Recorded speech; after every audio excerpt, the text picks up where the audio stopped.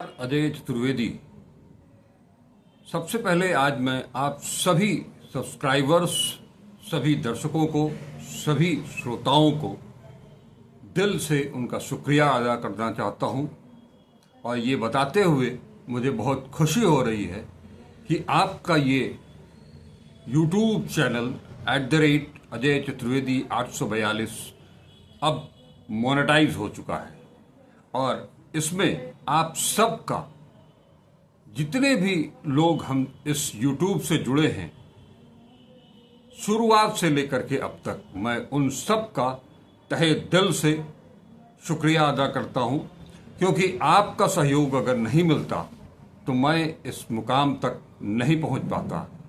और साथ ही आप भी, आपने जो मेहनत की है, जो समय दिया है हमको, उसका जितना भी आभार प्रकट किया जाए कम होगा।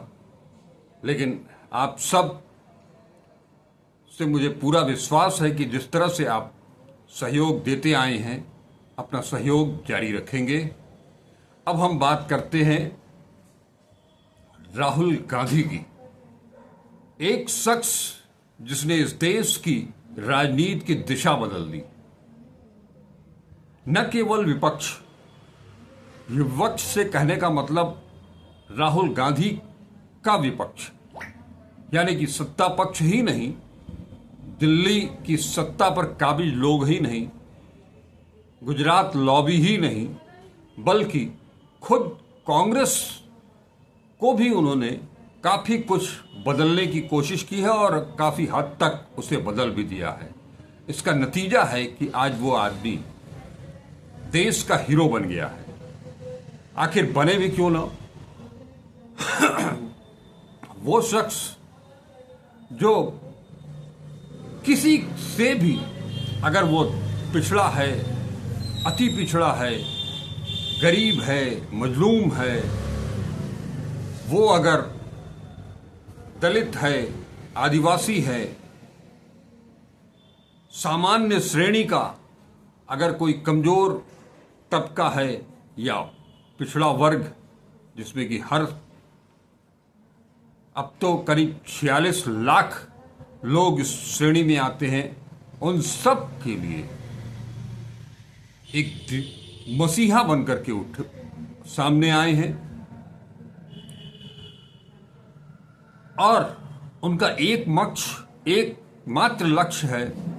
वो बार बार इस बात को कहते भी हैं कि उनका लक्ष्य वो अर्जुन है और उनकी दृष्टि उस मछली पर लगी हुई है। उसके अलावा वो कुछ भी नहीं चाहते, कुछ भी नहीं जानते। आप उन्हें पानी पी पी करके कोसते रहिए, गाली देते रहिए, कोई फर्क नहीं पड़ता।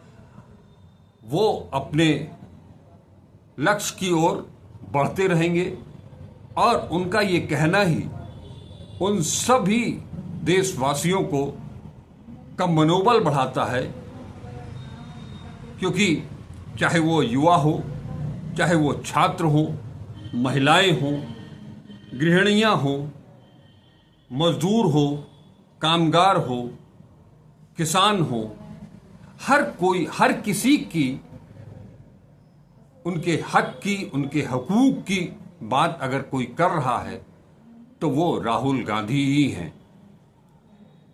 आज तक किसी ने देखा है इस हिंदुस्तान में की राजनीति में कि कोई व्यक्ति शीर्ष स्तर का कोई नेतृत्व कभी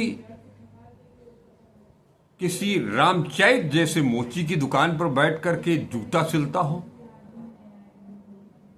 उसे उसकी पीड़ा को समझ करके, उसकी परेशानियों को समझ करके उसके लिए एक नायाब, उसके काम की चीज गिफ्ट के तौर पर भेजता हो। कम से कम हाल के वर्षों में मैंने तो नहीं देखा है कोई शख्स हर तबके के, हर कामगार के कार्यस्थल पर पहुंच करके और उसके साथ काम करके उस काम को सीखे।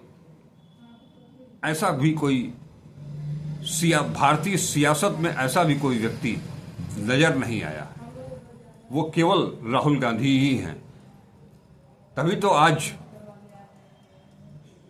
राहुल गांधी ने जो चप्पल को सिया था, जो स्लीपर को सिया था रामचरित की दुकान पर बैठ करके, उसकी कीमत आज लाखों में हो गई है। हर कोई वहां पहुंच रहा है और मोटा से मोटा दाम लगा रहा है उस चप्पल को खरीदने के लिए।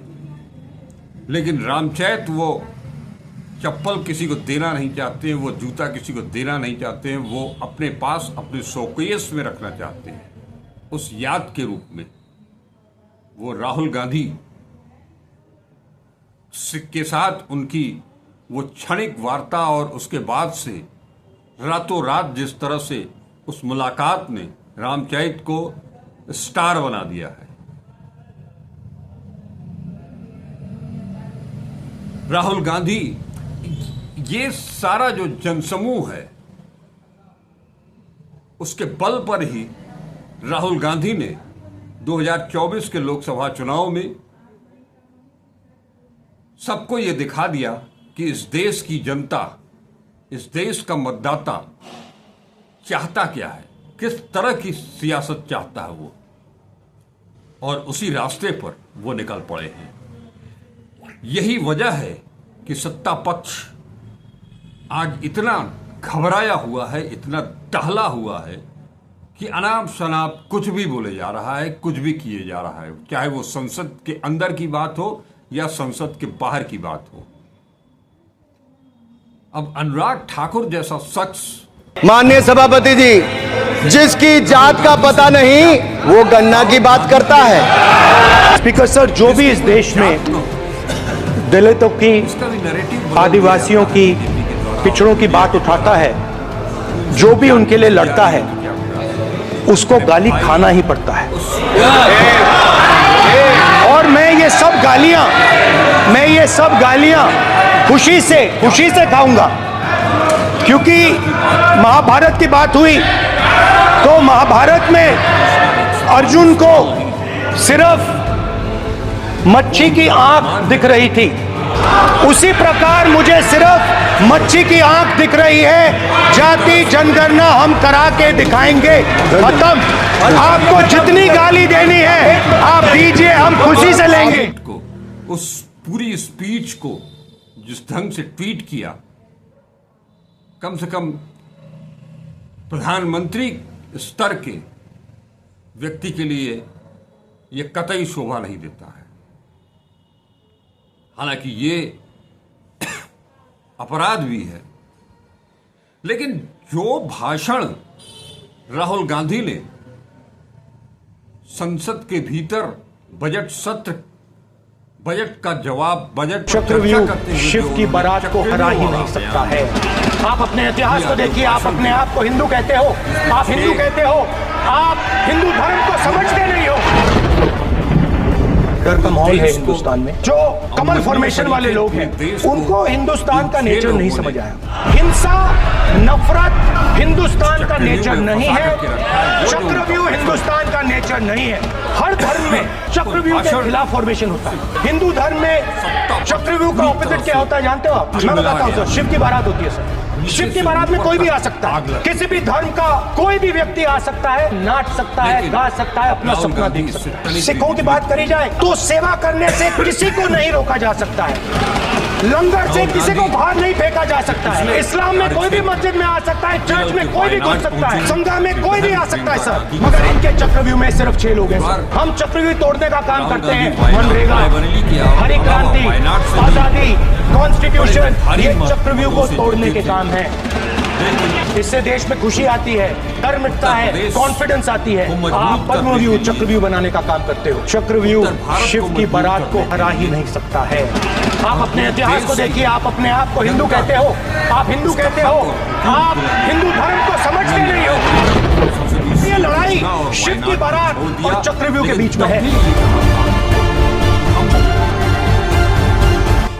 पहला कदम इंडिया गठबंधन ने ले लिया, आपके प्रधानमंत्री की कॉन्फिडेंस को हमने उड़ा दिया और हम इस चक्रव्यूह को तोड़ने जा रहे हैं। संकट के समय में थे, उस वक्त वायनाड ने उनका साथ दिया था, इस चीज को उन्होंने स्पष्ट किया कि मैं जिंदगी भर उन लोगों को नहीं भूल सकूंगा। लिहाजा जब वायनाड में भूस्खलन हुआ, 200 से ऊपर लोगों की जान चली गई, संसद सत्र चलते हुए वो अपने संसदीय क्षेत्र में भाग करके गए। वो अपनी बहन को इसलिए लेकर के गए कि उन्होंने जब वायनाड से इस्तीफा दिया था, उसी समय ऐलान किया था हम आपके सदैव बने रहेंगे, लेकिन आपकी जनप्रतिनिधि के तौर पर अब प्रियंका आपके सामने प्रियंका भी मौत गई। दोनों भाई बहन मिलकर वायनाड का पूरा खाने एक एक व्यक्ति से मिले, सबका हाल पूछा, उनकी मुसीबतों को जाना। जो लोग बचाव कार्य में, राहत कार्य में जुटे हैं, उनसे मिले, उनसे भी उनकी भी तकलीफ जानी और वो क्या कुछ उनकी कार्य योजना है, उनकी मॉडस ऑपरेंडी क्या है, किस तरह से वो बचा सकते हैं ज्यादा से ज्यादा लोगों को, ज्यादा से ज्यादा कोशिश करके जान माल की कितनी वो सुरक्षा कर सकते हैं, इन सब के बारे में उनसे भी बात की और साथ ही सभी को आश्वस्त किया। वायनाड के उसमें 2 बच्चे भाई का 2 दिल्ली जाकर के इस बात को और केंद्र सरकार से भारी भरकम पैकेज की डिमांड करेंगे। ये वो जनप्रतिनिधि है, इसे जनप्रतिनिधि कहते हैं। वहीं इसके ठीक उलट बीती रात 1 बजे के बाद करीब राहुल गांधी एक ट्वीट करते हैं और जिसमें ये बताते हैं कि चक्रव्यूह वाला उनका जो बयान उसको लेकर के सत्ता पक्ष पूरी तरह से तिलमिलाया हुआ है और बहुत जल्द जो उन्होंने ईडी सोर्सेज से उन्हें सूचना मिली है कि अब बहुत जल्द राहुल गांधी के ऊपर रेड पड़ने वाली है, उनसे फिर से पूछताछ होगी। हो सकता है हेमंत सोरेन, अरविंद केजरीवाल, मनीष सिसोदिया, संजय सिंह, इन सब की तरह राहुल गांधी को भी जेल में भेजने की तैयारी चल रही है। इस तैयारी में पूरा का पूरा भारतीय जनता पार्टी, दिल्ली की सत्ता और गुजरात लॉबी, क्योंकि इन लोगों को ये लग रहा है पूरी तरह से कि अगर ये कुछ ऐसा नहीं किया गया तो ये अब हम लोगों की सियासत को खत्म कर, लेकिन वो शायद भूल रहे हैं राहुल गांधी को एक दिन के लिए भी अगर आप जेल भेजते हैं, उनका जो उनके जो फॉलोअर्स हैं, I think rehabilitation is going to be a very उनका जो what समर्थकों का समूह told me पूरे देश that they भर do not want to go back to that area. So I think तो आपको इस बात से भी अंदाजा लगा लेना चाहिए they are rehabilitated, but rehabilitated in a safe चाहे area वो लोकसभा and are का not चुनाव forced to हो go back. So these या are the उसके things बाद that are हुए very raised to चुनाव the हो, government of Kerala. उन सब के परिणाम देख Thank you करके very much. भाषण कुछ भी दे, बयान कुछ भी जारी करे, लेकिन आपका दिल जानता है कि आप अब हार चुके हैं। तो लिहाजा इस तरह की अगर गलती कोई करेगा तो वो उसका ही अपना ही नुकसान करेगा, अपने पैर में ही कुल्हाड़ी मारेगा। राहुल गांधी की लोकप्रियता जिस तेजी से ऊपर जा रही है, उसमें एक और उछाल आएगा, जबरदस्त उछाल आएगा। ऐसी गलती कम से कम मैं तो ये कहूंगा कि ऐसी गलती तो केंद्र सरकार को नहीं करनी। वापस नीचे में अगर आप उन मुद्दों को सुने, उन मुद्दों को जाने, उसके ऊपर चर्चा करने की कोशिश करें। वहाँ पे लंके फिर वो मस्जिद सईद में द्वारा से क्या कहना चाहते हैं अगर राहुल गांधी पेपर लीक का मुद्दा उठाते हैं तो पेपर लीक न हो, लाखों लाख करोड़ों युवाओं का the thing is, गांव पर न लगे, mapping now, sir. See, ऐसा कुछ we have इंतजाम got now सरकार the करे। data. How many houses we have? रोजगार अगर युवाओं को नहीं मिल रहा है तो उनके लिए रोजगार के संसाधन मुहैया कराए जाए, How many residents were there? Now, how many we are now उनका locating दिल the houses पूछा whether they are जाए। ये existing युवा or ही not. है जिन्होंने Then we have the mobile number. We are calling the आज तक families. आपको So few families were they got shifted in lack of time. So they are on the लेकिन relief. आपने मुद्दा भुला दिया। आपने पहले ही साल कहा था कि हम इनको नौकरी देंगे, 1 करोड़ 2 करोड़ नौकरी देंगे। कहाँ गया? 10 साल में 20 करोड़ लोग, अगर आप जो कहे थे उसको तो आज ये नौबत नहीं आती। बेरोजगारी का जो सूचकांक है वो, उसका जो ग्राफ है वो ऊपर नहीं जाता। अगर महंगाई पर आपने काबू पाया होता तो वो गृहिणियां, वो महिलाएं, वो गरीब तबका जो रोज कुआं खोदता है, पानी पीता है, उनको किसी तरह की दिक्कत नहीं होती, तब आपको उन्हें 5 किलो अनाज भी देने की जरूरत नहीं पड़ती। देश के युवाओं को, देश के लोगों को काम चाहिए, 5 किलो अनाज नहीं चाहिए। 5 किलो अनाज से कुछ नहीं होने वाला है। आपने सब्सिडी वाला गैस दिलवाया, एक मोटी रकम खर्च हुई, लेकिन बाद में उन गरीबों के पास, उन लाभार्थियों के पास गैस सिलेंडर खरीदने का भी पैसा नहीं है। ऐसा क्यों? आज अगर राहुल गांधी एमएसएमई की बात करते हैं तो उन्हें तो आपने ही बर्बाद किया है। क्यों? राहुल गांधी अगर किसानों की बात करते हैं और किसान उन्हें सिर आंखों पर उठाते हैं तो आपको ये सोचना चाहिए कि हमसे कहां गलती हुई। आपने किसान की आय दोगुनी करने की बात की थी, आप तो उन्हें एमएसपी की लीगल गारंटी भी नहीं देना चाहते हैं। राहुल गांधी ने यह कभी नहीं कहा कि पूंजीपति अपना कारोबार न करें। किसी युग में ऐसा कभी नहीं रहा है। पूंजीपतियों को अपना काम करने दीजिए, लेकिन कानून से ऊपर उठ करके, आउट ऑफ द वे जाकर के सब कुछ आप उन्हीं के नाम लुटा दें, यह भी सही नहीं है। दरअसल राहुल गांधी इसी का तो विरोध कर रहे हैं।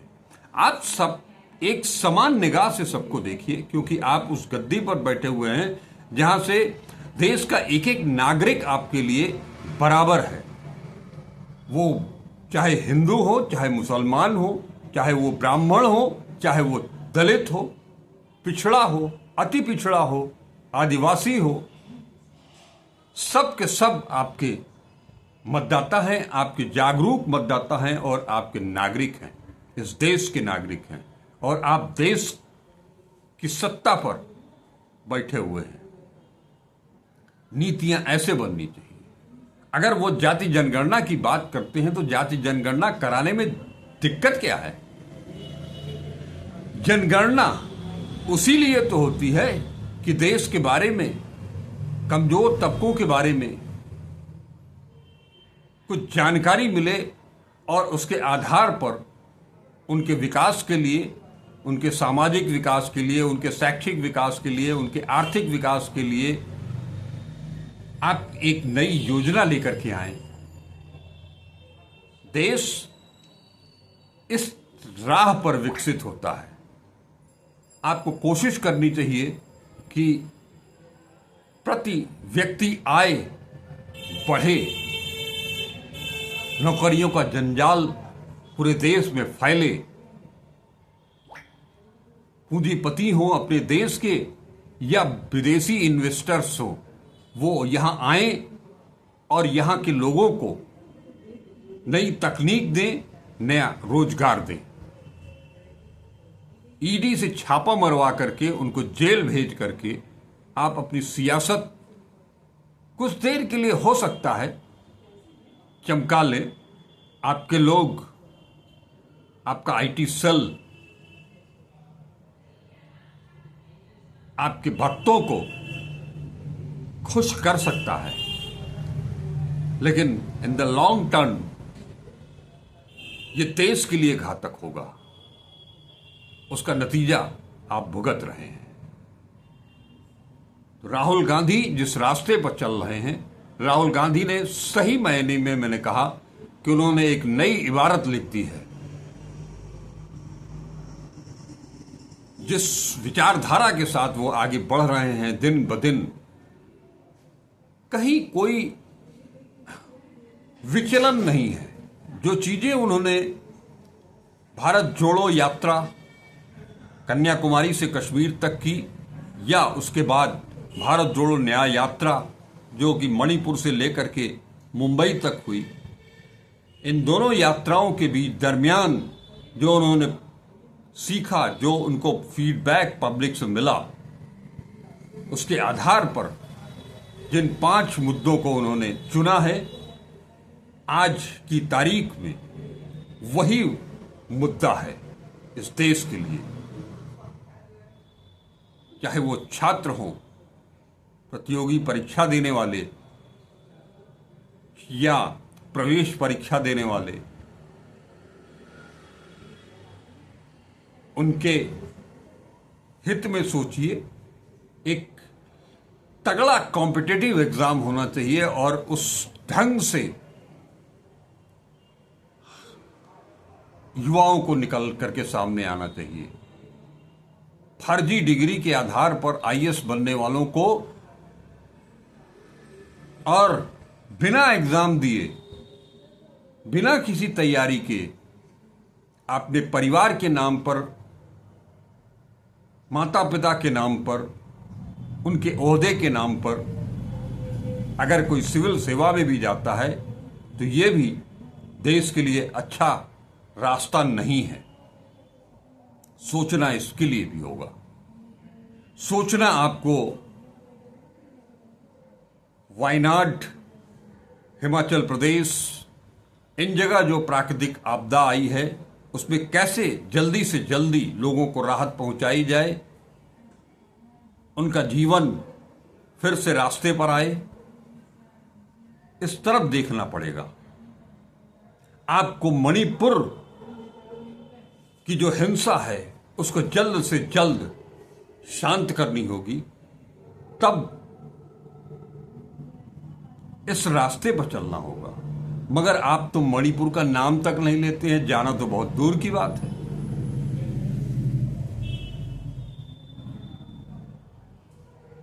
वायनाड में जाकर के राहुल गांधी ने न केवल लोगों से मुलाकात की, पीड़ितों से, राहत बचाव कार्य में लगे लोगों से बातचीत की, ऐसा नहीं है।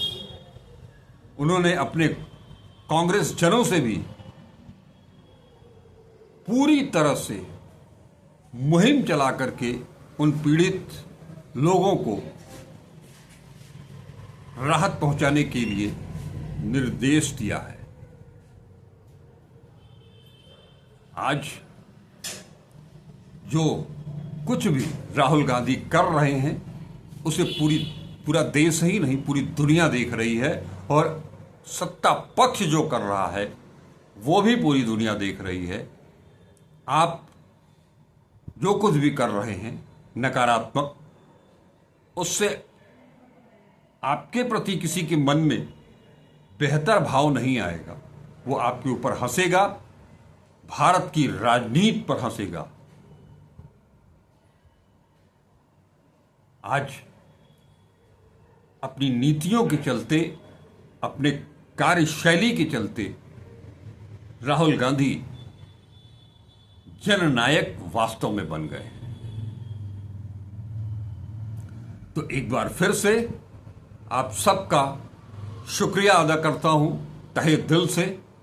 बस ये आपका सहयोग, आपका समर्थन यूं ही मिलता रहे। वीडियो आप देखते रहें, लाइक करते रहें, ज़्यादा से ज़्यादा शेयर करते रहें। और आप सब ने, आप में से वो लोग जिन्होंने अभी तक @अजय चतुर्वेदी 842 यूट्यूब चैनल को सब्सक्राइब नहीं किया है, वो जल्द से जल्द इसे सब्सक्राइब भी करें। हम आप का जो संबंध है, जो बना है बड़ी मुश्किल से, वो संबंध मैं यही चाहता हूं कि बराबर बना रहे।